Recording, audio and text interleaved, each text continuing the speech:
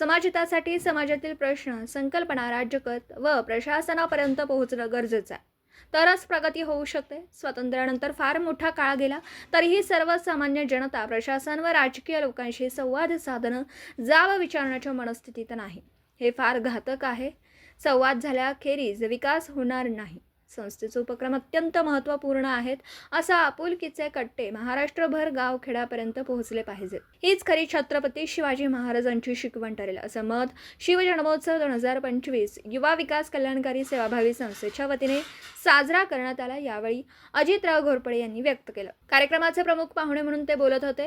कार्यक्रमाचे अध्यक्ष डॉक्टर रवींद्र आरळी यांनी अलीकडच्या काळातील महिलांविषयीच्या समस्या, संस्कार याविषयी अत्यंत महत्त्वपूर्ण मार्गदर्शन केलं. संस्थेचे संस्थापक अध्यक्ष युवराज शिंदे म्हणाले, छत्रपतींचे आचार विचार जपून आदर्शवत सामाजिक बांधिलकी जपत सतत समाजासाठी युवा विकास कल्याणकारी सेवाभावी संस्था काम करत असते. स्पर्धेच्या धकाधकीच्या धावपळीच्या युगामध्ये एकत्र येऊन काम करणाऱ्यांची संख्या कमी होतीये. छत्रपती शिवाजी महाराज ही एक व्यक्ती नसून तो विशाल विचार आहे. तो जपण्यासाठी, त्यांच्या विचारांचं अनुकरण करण्यासाठी आम्ही सातत्याने समाजाचा कार्यक्रम घेतो. आपुलकीच्या कट्ट्याच्या माध्यमातून प्रत्येक शनिवारी लाईव्ह गप्पा गोष्टी केल्या जातात. विविध विषयांवर अनेक प्रश्नांना वाचा फोडली जाते. यातूनच समाजाची प्रगती नक्की होईल. यावेळी हिरकणी कट्टा या स्पर्धा संपन्न झाल्या. यामध्ये हिरकणी कट्टा 2025 मानाची हिरकणी सोनाली सचिन शिंदे ठरली. प्रथम क्रमांक शीतल प्रवीण पाटील, वैशाली सुनील खोत, जयश्री दादासू साळुंखे. द्वितीय क्रमांक आहे दमयंती कोळेकर, सुषमा फोंडे, शोभा यादव.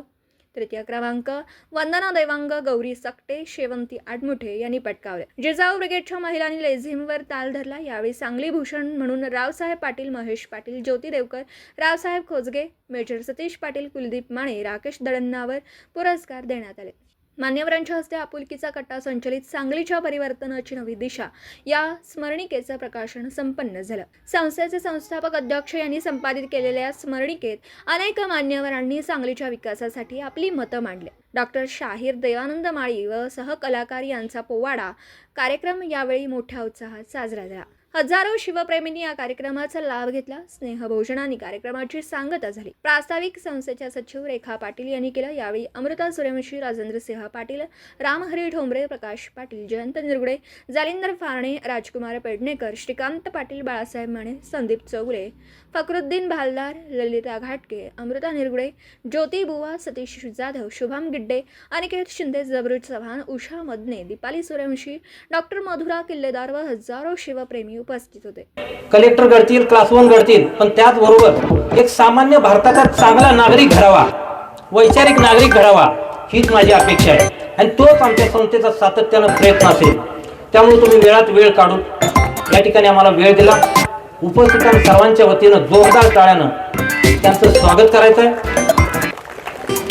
दुसरे पाहुणे तेही पूर्व भागातले, जत ना कानामात्रा गावाला, पण जत सारख्या ठिकाणी राहून सुद्धा वैद्यकीय क्षेत्रात काम करत असताना सामाजिक जबाबदारी, साहित्यिक जबाबदारी जे सर आज पेलत आहेत ते डॉक्टर रवींद्र आरळी सर.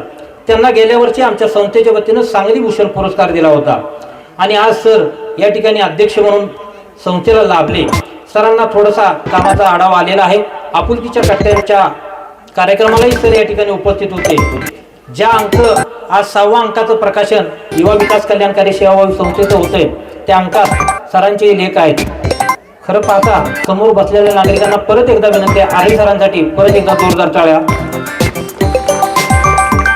या कार्यक्रमासाठी आपण शिवप्रेमी म्हणून सर्वजण तुम्ही उपस्थित राहिलात. तुमच्या स्वतःसाठी परत एकदा जोरदार टाळ्या अपेक्षा आहेत. माझ्या समोर बसलेले सांगली भूषण पुरस्कार प्राप्त ह्या वर्षीचे 7 मान्यवर आहेत. आदरणीय रावसाहेब पाटील, त्यानंतर महेश पाटील, मेजर म्हणून ज्यांनी काम केलं ते सतीश पाटील असतील, एबीपी माझाचे प्रतिनिधी कुलदीप माने असतील. त्याचबरोबर व्यवसाय क्षेत्रात महेश पाटील सरांनी काम केलं. देवकर मॅडमनी, सरकार देवकर मॅडमचं उल्लेख किंवा नाव घेत असताना पाण्यासाठी अत्यंत महत्त्वाचं आहे, त्यांचं काम महत्त्वाचं आहे. त्यामुळं त्यांनाही आम्ही पुरस्कार म्हणून घोषणा करताना त्या कामाचा आम्ही आढावा घेतला आणि विचार केला. त्या देवकर मॅडम या ठिकाणी उपस्थित आहेत. खोजगे सर एक ज्येष्ठ नेते आहेत. त्यांनी मुलांना घडवण्याचं काम केलं म्हणून त्यांना या ठिकाणी आपण पुरस्कार देतोय. असे जे पुरस्कार आहेत कुठेतरी कामाची पोचपावती संस्था नेहमी घेत असते, तरच त्या पुरस्काराचं रूपांतर निश्चित समाजात काम करत असताना त्यांना पाठबळ मिळावं हीच त्या पाठीमागची आमची भूमिका आहे. त्याचबरोबर दुसरा कार्यक्रम शाहिरांचा आहे. डॉक्टर देवानंद माळी हे सांगलीला लाभलेले चांगलं शिवगर्जनेच्या माध्यमातून छत्रपती शिवाजी महाराजांचा अंगावर शहारा आणणारा इतिहास ते मांडत असतात. ते महाराष्ट्रभर देशात मांडत असतात. काल 19 तारखेला ते मुंबईमध्ये होते. दुसरे एक आपल्या सांगलीचं चांगलं ज्या ठिकाणी मला वाटतं संपत कदम दिल्लीच्या साहित्य संमेलनात आज भाग घेत आहेत, तिथं त्यांचा कार्यक्रम संपन्न होतोय. कन्येदादांनी आता पूर्वभाग म्हणून सांगितलं, पण राज्यमंत्री असताना सरकारांनी महाराष्ट्रभर आणि सांगली जिल्ह्याच्या दुष्काळी भागाचा कलंक पुसण्याचं काम पाणीदार नेता म्हणून केलं आणि ते आम्हाला आज प्रमुख पाहुणे म्हणून लाभले. ही माझ्यासाठी आमच्या संस्थेसाठी स्वाभिमानाची गोष्ट आहे. सरकारने अत्यंत बिजी वेळातून आज आपल्या संस्थेला या कार्यक्रमाला वेळ दिला. हे विचारपीठ आहे आणि या विचारपीठावरून ज्या विचारांची प्रेरणा मिळेल, जे विचारांची देवाणघेवाण होईल हीच